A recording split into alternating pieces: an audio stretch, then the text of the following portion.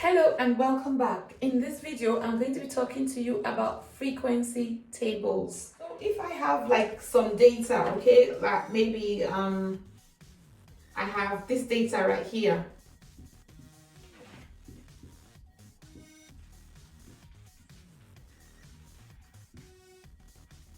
Yeah, maybe this is maybe throwing of a dice. Yeah, throwing of a dice when you're playing Ludo or a game. Yeah, and this is what everybody scored in that game.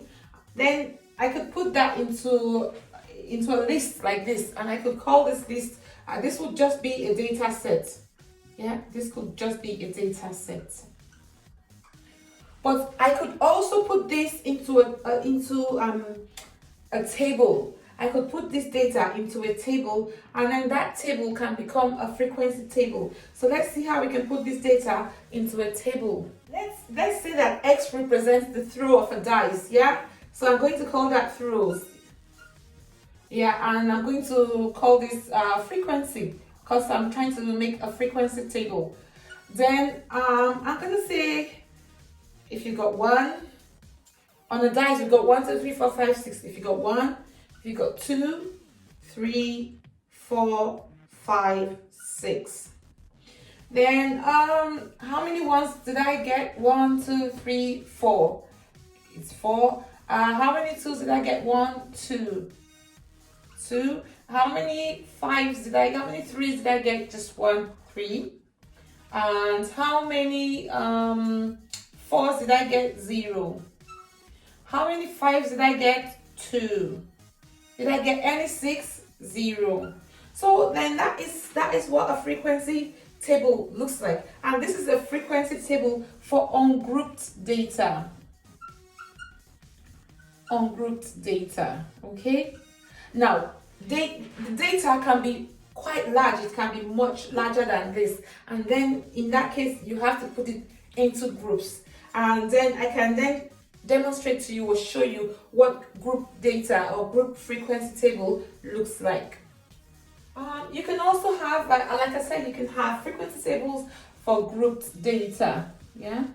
And you've got to know your inequalities to be able to do this now, to have a good understanding of frequency table for group data. You got to know what that sign means, what that sign means, what that sign means, and what that sign means. Okay, this would be less than, this would be greater than, this would be less than or equal to,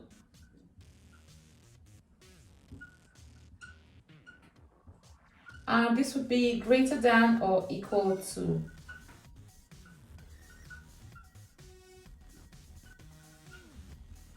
People use different methods to remember this. I use my hands, you know. If you want to make the less than sign, then you're talking about your left hand, and your left hand, you can see the shape of the less than sign there. And if you're talking about the right, the greater than sign, then you're talking about your right hand, and you can obviously see the shape of the sign there. Let's say there was a maths test and it was out of 30, and there's a frequency table there showing that maths test, the test scores for everybody. Then maybe the first line there would represent, maybe you may say 1 for everybody that scored less than 5. You can say 1 is less than or equal to X is less than 5, and that would be 0.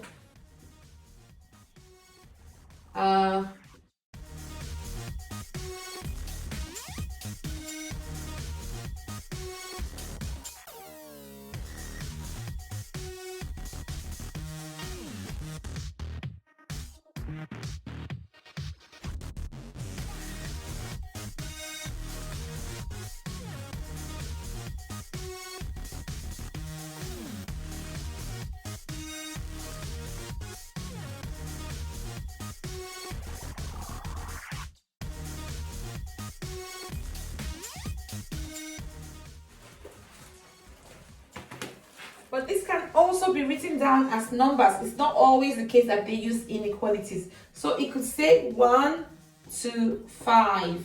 and it will say 6 to 10, and to say 11 to 15, and to say 16 to 20, and so on. Yeah, that's what frequency tables look like. You will not be asked to draw. It's unlikely that you'll be asked to draw a frequency table in the exams. But if you need to know how to draw a frequency table, I'm going to put another link for you to a video on how you can draw a frequency table from raw data. But this is not a requirement for the NCC exam. I just did this video to explain to you the different types of frequency tables, how data is grouped. You can have a data set, you can have an ungrouped frequency table, yeah, and then when data is very large, it's put into groups. So in that case, you would have grouped frequency table.